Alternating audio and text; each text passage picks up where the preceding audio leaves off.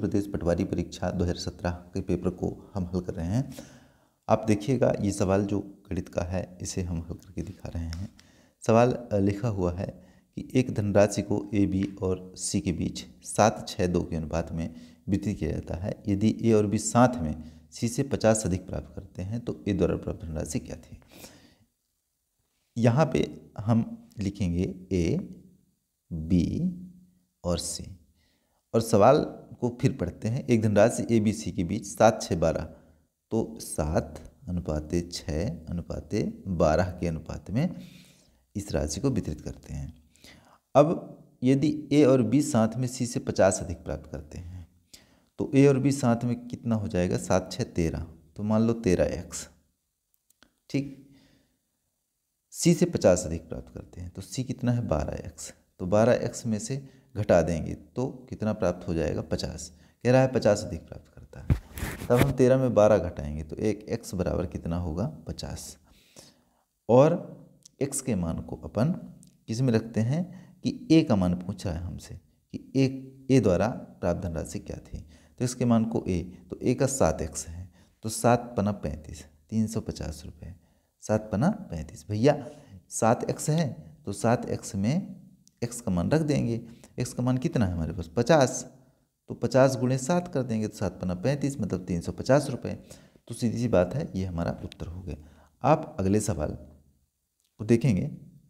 सवाल कह रहा है यदि निम्न 6 संख्याओं 44, 464, 444, 844, 1244, 1644 और 2044 का औसत ए है तो ए का मतलब कितना है।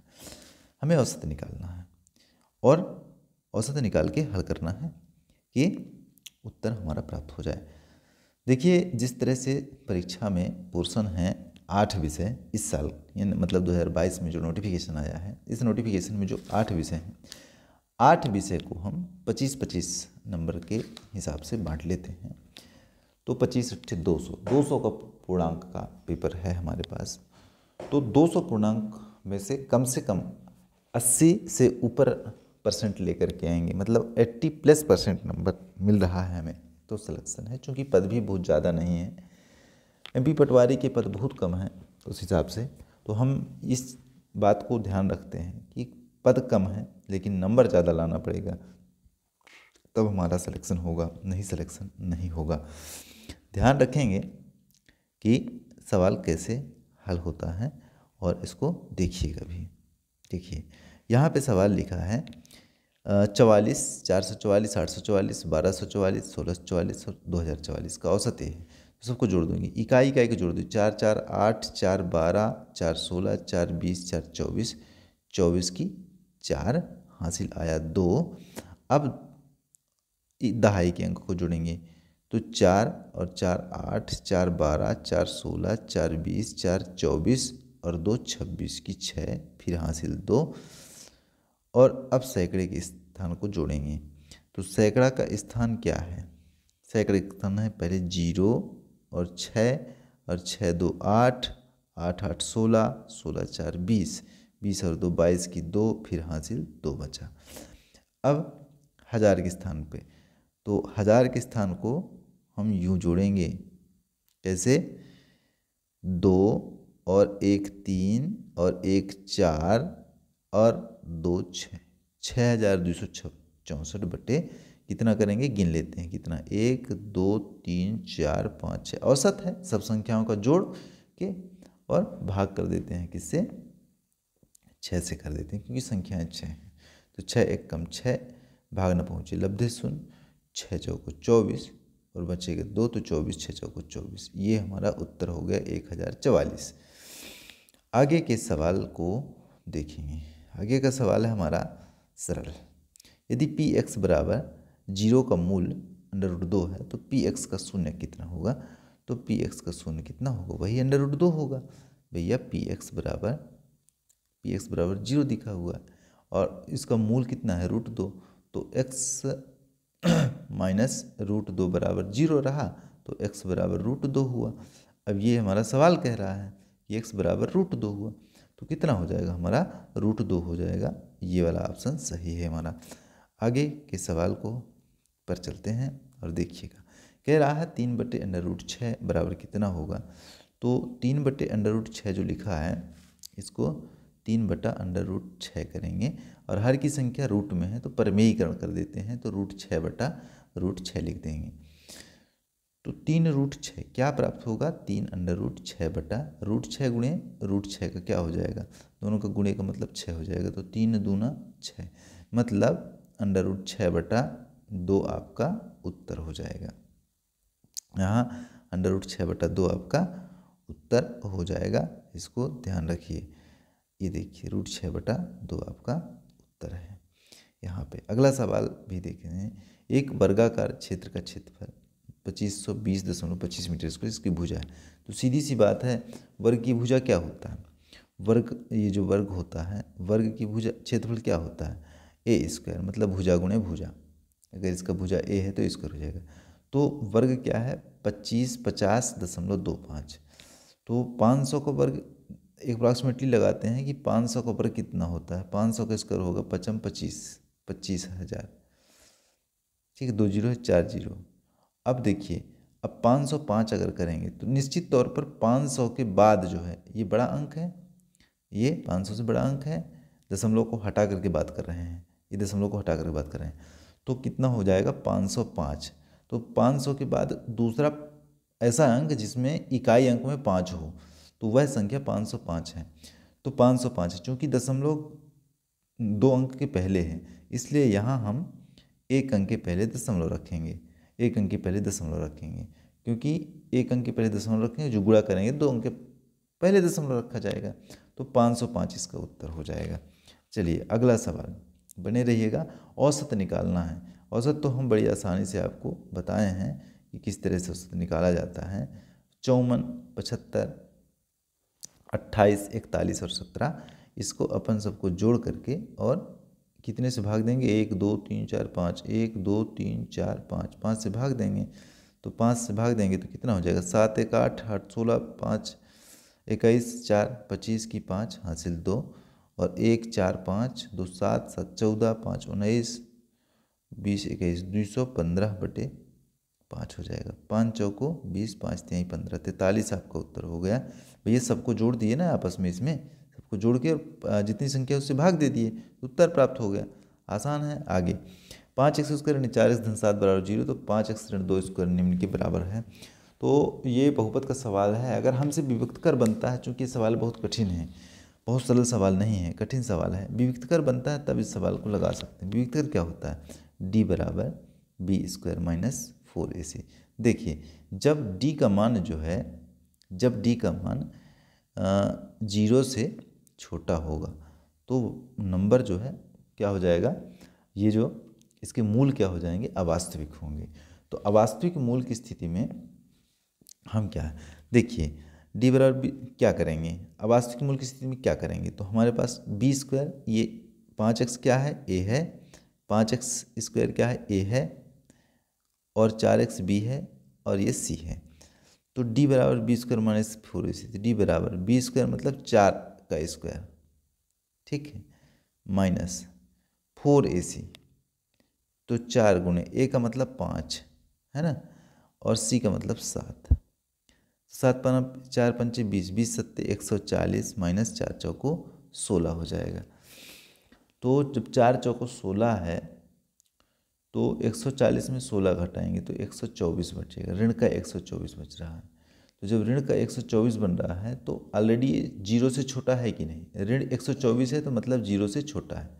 तो जब 0 से छोटा है तो इसकी मान जो है ऋणात्मक में आएगा, लेकिन अवास्तविक संख्या होती है। तो जब अवास्तविक है तो ऑलरेडी 0 से छोटा, तो 0 से छोटा मान है तो जिसमें जिसमें धन लगा हुआ है वो 0 से बड़े हैं। 0 से छोटा मान आपका ऋण 31 है। जिस परिस्थिति पर इसको लगा सकते हो, 0 से छोटा मान ऋण 31 है। मैंने क्या कहा, मैंने ये कहा कि जब विविक्त कर में d का मान 0 से छोटा हो तो समीकरण के मूल जो होते हैं अवास्तविक होते हैं, और जब मूल अवास्तविक हैं तो अवास्तविक मूल की स्थिति में हम सीधे सीधे कौन सा लगाएंगे, एक नंबर 31, क्योंकि ऑलरेडी d का मान 0 से छोटा है तो ऋण 31 लगा हुआ है। अब देखिए 31 को नहीं लगाएंगे हम, क्योंकि 31 जीरो से बड़ा है, 31 जीरो से बड़ा है। इस परिस्थिति में अपन 31 लगा रहे हैं। चलिए आगे के सवाल को हल करते हैं। आगे का सवाल है, ए बी सी ने एक आइसक्रीम खाने की प्रतियोगिता में भाग लिया। समान समय में ए ने 6 स्कूप, बी ने 4 स्कूप और सी ने 5 स्कूप। आधे घंटे में ए ने 18 स्कूप खाए। आधे घंटे में उन तीनों ने एक साथ मिलकर कितने स्कूप खाए? देखिए ए, बी और सी, तो अनुपात में बांटेंगे ए बी सी को। तो ए ने कितना खाया? 6, बी ने कितना खाया? 4 और सी ने कितना खाया? 5। तो भैया 6, 4, 5 का अनुपात हो गया। अब कह रहा है कि ए ने 18 स्कूप खाए आधे घंटे में, तो 6 का 3 से गुणा करोगे तो 6 3 18, फिर 4 का भी 3 से करेंगे तो 4 3 12, 5 का भी 3 से करेंगे तो 5 3 15। तो कह रहा है कि तीनों ने एक साथ मिलकर कितने स्कूप खाए? सबको जोड़ देंगे, 18, 12 और 15 को जोड़ देंगे।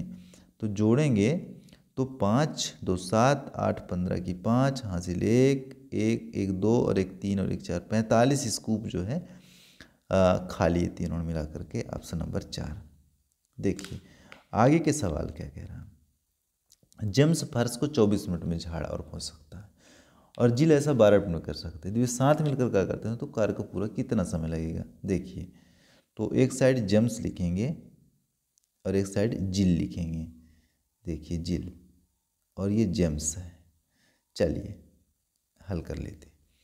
जेम्स फर्श को 24 मिनट में, कितने मिनट में? 24 मिनट, और जिल 12 मिनट में।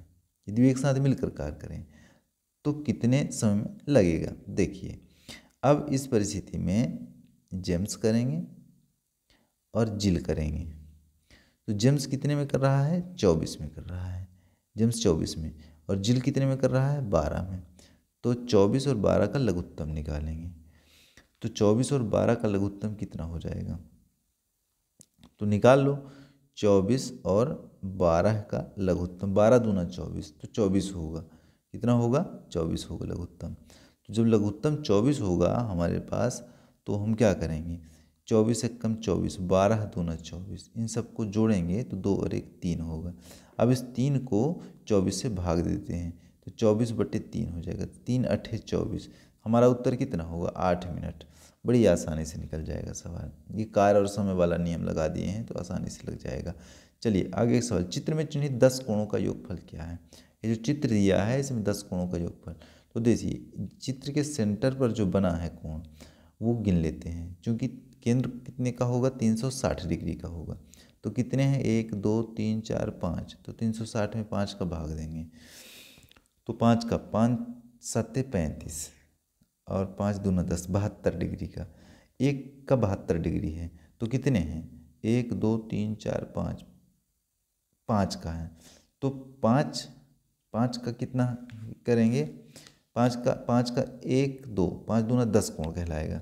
तो 72 में 10 का गुना कर देंगे। देखिए 10 का गुना कर देंगे तो 720 हो जाएगा उत्तर। इस तरह से इसके भी आपके उत्तर प्राप्त हो जाएंगे सरलता से। चलिए आगे का सवाल, 74 92 11 से विभाजित करने पर शेषफल क्या होगा? तो शेषफल निश्चित रूप से इसका शेषफल भाग कर देंगे, बड़ा नहीं है। 74 92 को 11 से अपन भाग कर देते हैं तो कितना हो जाएगा? तो 11 एकम 11 छक्का 66, 66 बचेगा, और 14 में 6 गए 8 बचेगा 89, 11 8 88 बचेगा 1 और 2, 11 एकम 11 हो जाएगा। तो 11 12 में 11 घटाओगे तो 1 बचेगा और वही 1 हमारा उत्तर प्राप्त हो गया है। चलिए अगला सवाल है हमारे पास, 2 मित्रों की वर्तमान आयु का अनुपात 1:4 है। तो मतलब x/4, 1x/4x कर देते हैं वर्तमान आयु का अनुपात। और 4 वर्ष पूर्व एक साथ था, 4 वर्ष पूर्व -4 कितना था? 1/7 था। 10 वर्षों बाद उनकी आयु का अनुपात क्या होगा? तो इस क्रॉस गुणा करेंगे तो 7 एकम 7x हो जाएगा, -7 चौको 28 होगा, तो बराबर 4x/4 होगा। देखिए 1 का गुणा 4x/4 से और 7 का गुणा x/4 से कर देंगे। 7x में 4x घटाओगे तो 3x बचेगा, वही पक्षांतर करेंगे इसको यहाँ, 3x बराबर -4 में 28 को जोड़ेंगे तो कितना बचेगा, 24 4 28, तो कितना बचेगा, 24 बचेगा। तो 3 8 24, यानी x का मान कितना हो रहा है, 8 हो रहा है। कह रहा है 10 वर्षों बाद उनकी आयु का अनुपात क्या होगा। तो 10 वर्षों बाद अपन उनकी आयु का अनुपात निकाल लेंगे। तो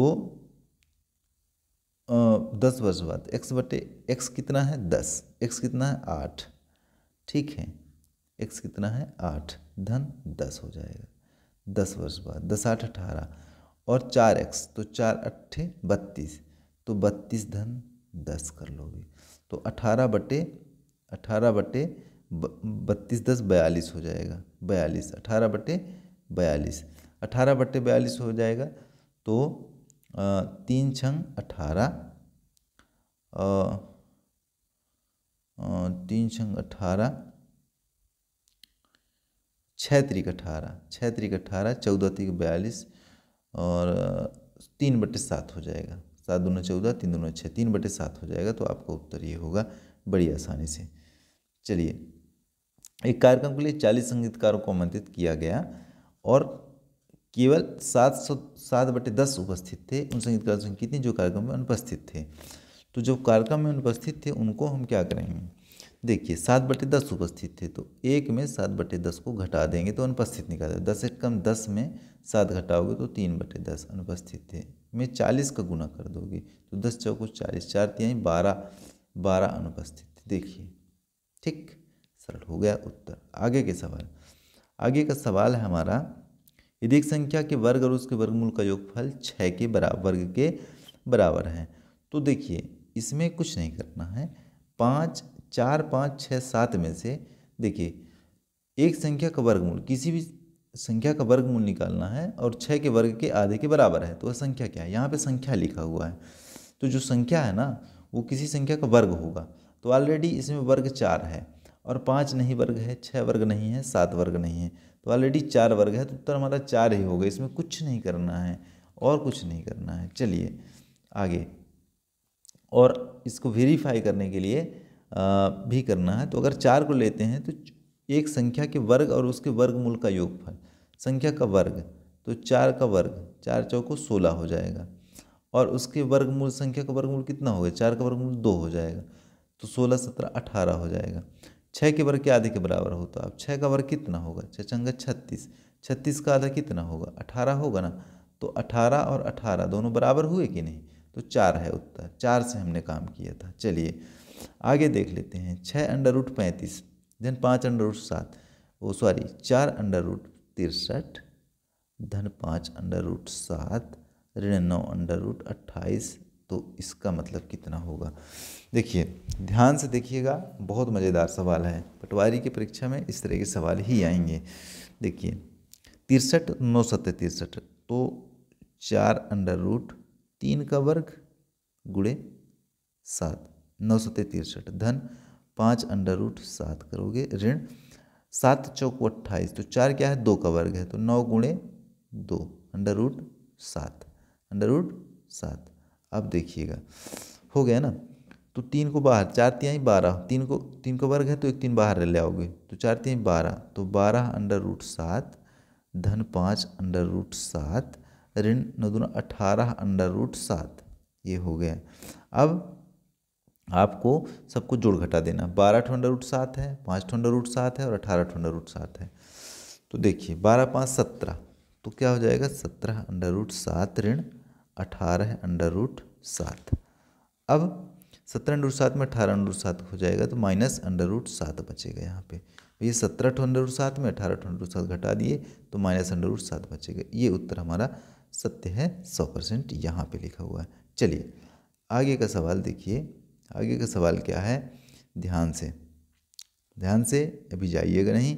संख्या का कोई गुणात्मक प्रतिलोम नहीं होता है, तो ऑप्शन पकड़ेंगे और 0 एक ऐसी संख्या है जिसका कोई भी गुणात्मक प्रतिलोम नहीं होगा। अगर 1 का लिखेंगे तो होगा, 2 का लिखेंगे तो होगा, ऋण 1 का लिखेंगे तो होगा, ठीक है। इन सबका गुणात्मक प्रतिलोम होगा, लेकिन 0 का कोई नहीं होगा गुणात्मक प्रतिलोम। चलिए वो तो समझ में आ रहा है। एक 11/111 को अनंत दशमलव के रूप में दर्शाया जाए। दशमलव बिंदु के बाद उसका 2000वां अंक क्या होगा। किसी भी संख्या में अगर रिकरिंग आय भाग करने पर, यानी आवर्ती आय बार बार संख्या, तो वह चाहे 1000 बार का हो, चाहे 2000, चाहे 5000 अंक होगा, वो उतना ही होगा जिस संख्या में बार चढ़ा होगा। तो देखेंगे किस संख्या में बार चढ़ा है, कैसे क्या होता है। 11/111, तो अपन को क्या करना है, 11/111 के लिए अपन को 111 में 11 का भाग दे देना है। तो दे दीजिए 111 में 11 का भाग, तो दे रहे हैं 111 में 111 का भाग। तो भाग न पहुँचे लब्धे शून्य करेंगे और 11 लिखेंगे, दशमलव रखेंगे तो 0 आ जाएगा। तो 111 फिर भाग न पहुँचे लब्धे शून्य, ठीक, फिर दशमलव रखेंगे तो 11, 1 0 आ जाएगा। 111 नैया 9 एकम 9, 9 एकम 9, 9 एकम 999। देखिए इस तरह से हो जाएगा और शेषफल बचेगा। जितनी बार आता जाएगा उसमें बस 9 9 9 9 आता जाएगा बार बार, इसलिए 9 होगा उसका ऑप्शन सही। चलिए आगे के सवाल को ध्यान दीजिए, क्या है। बामा और जया प्रत्येक ने 400 अंकों की परीक्षाएं दी। कितनी परीक्षाएं दी? 400 अंकों की परीक्षाएं दी, ठीक। अब ये सवाल कह रहा है, देखिए ध्यान से देखिएगा थोड़ा सा। बामा और जया प्रत्येक ने 400 अंकों की परीक्षाएं दी, तो इधर अपन बामा लिखते हैं और इधर जया लिखते हैं। और बामा और जया ने 400 अंकों की परीक्षाएं दी। बामा को चारों परीक्षाओं में 78 अंक प्राप्त हुए, तो 78 गुणे 4 करेंगे तो औसत प्राप्त हुआ ना। तो बामा का कुल अंक 4 × 32 की 2 हासिल 3, 4 × 7 = 28 और 3 31, 312 अंक प्राप्त हुए बामा को। जया को प्रथम परीक्षा में बामा से 10 अंक, तो देखो 4 विषय हैं, 1 2 3 4, यहाँ पे 2 1, यहाँ पे 1, यहाँ पे 2, यहाँ पे 3, यहाँ पे 4, कुल अंक कितना मिल रहा है। तो देखिए 10 अंक अधिक द्वितीय परीक्षा में, इसमें 10 ज़्यादा मिला, अद्वितीय में 10 कम मिला, तो मतलब 10 ज़्यादा 10 कम तो बराबर हो गया, 10 ज़्यादा 10 कम खत्म हो गया। अब तृतीय और चौथी दोनों परीक्षा में 20-20 अंक, मतलब 20 और 20 40 अंक ज़्यादा मिला। इससे 312 में अब 40 जोड़ देंगे, तो 312 में अपन जब 40 जोड़ देते हैं तो कितना मिल जाता है, 2 1 4 और 1 5, 352 अंक मिलता है। 352। इन चारों परीक्षाओं में जय के औसत और बामा के औसत में कितना अंतर है। देखो बामा का औसत तो 78 है, तो जय का औसत निकालोगे 352 में कितने का भाग दोगे, 4 का भाग दोगे, तो 4 × 8 = 32, 3 × 35 3 बचेगा, तो 32 4 × 8 = 32 88 हो गया। तो 88 में 78 को घटाओगे, तो 88 में 78 घटाओगे तो 10 बचेगा, और यही 10 आपका उत्तर है, 10% का अंतर है। चलिए ये सवाल लग गया। अब आगे भी देखना है। सवाल 40 का था, अब सवाल समाप्त हुआ। चलिए इधर जनरल हिंदी आ गया, तो इस तरह से सवालों को हल करिए। बहुत बहुत शुक्रिया आपको वीडियो देखने के लिए। वीडियो थोड़ा सा लंबा भी हो गया है, लेकिन ध्यान रखिएगा कि हमको बताने में 23 मिनट लग रहा है, यहाँ पे हम 20 प्रश्न हल किए हैं, 23 मिनट लग रहा है। 20 प्रश्न हल करने के लिए मुश्किल से 20 मिनट लगना चाहिए। चूँकि हम बता रहे हैं इसलिए ज़्यादा लग रहा है, और जल्दी समय में हल हो सकता है, 10 से 15 मिनट के अंदर हल हो सकता है। चलिए बहुत बहुत शुक्रिया वीडियो देखने के लिए, धन्यवाद।